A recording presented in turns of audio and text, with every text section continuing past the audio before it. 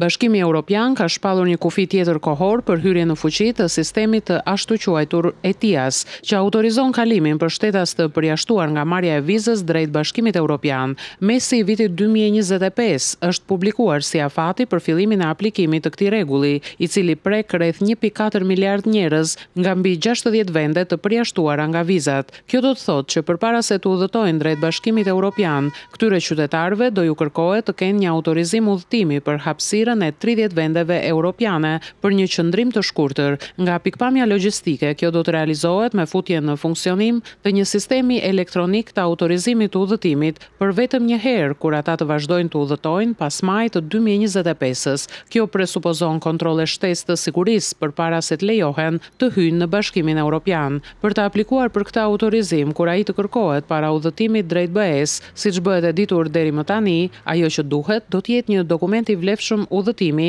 në të cilin mund të vendoset një vizë. Dokumenti i udhëtimit nuk duhet të skadojë në më pak se 3 muaj dhe nuk duhet të jetë më i vjetër se 10 vjet. Afati hyrjes në fuqi të këtij sistemi është shtyrë disa herë që nga viti 2016, kur u propozua për herë të parë nga Komisioni Evropian.